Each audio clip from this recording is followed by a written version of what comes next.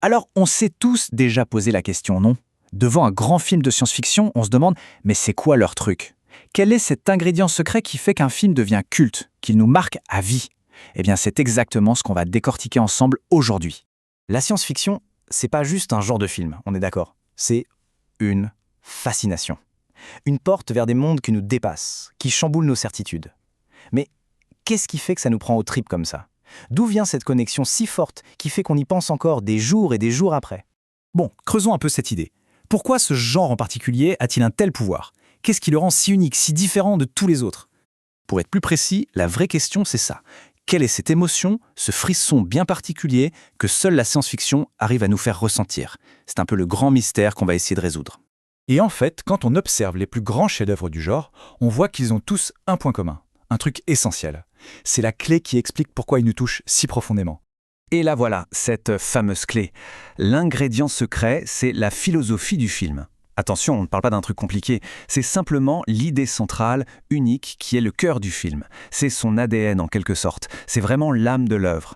Et quand on dit philosophie, ce n'est pas du tout une idée en l'air ou un concept abstrait, non, c'est la fondation même sur laquelle tout le film est bâti.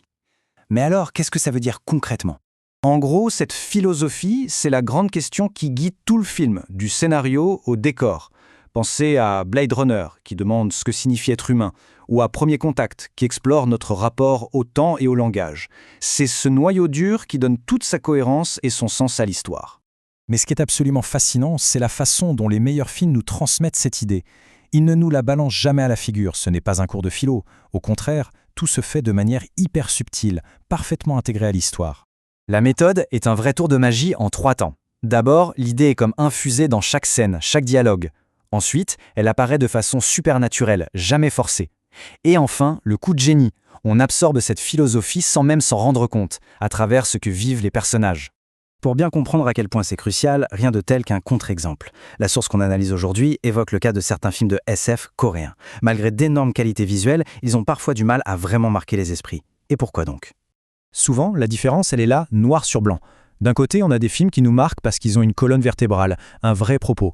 De l'autre, des œuvres qui misent tout sur le spectacle, sur le waouh visuel, mais qui manquent de cette âme, de cette idée de fond qui nous ferait y repasser après.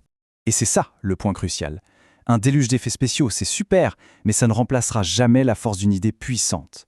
Quand la forme prend le dessus sur le fond, la SF perd ce qui fait sa plus grande force, sa capacité à nous retourner le cerveau, à nous faire réfléchir. Allez, pour finir, une petite question. Pensez à votre film de SF culte, celui qui est vraiment votre préféré. Maintenant, avec cette nouvelle grille de lecture, sauriez-vous dire quelle était sa philosophie? C'était quoi ce message caché qui l'a rendu si inoubliable pour vous?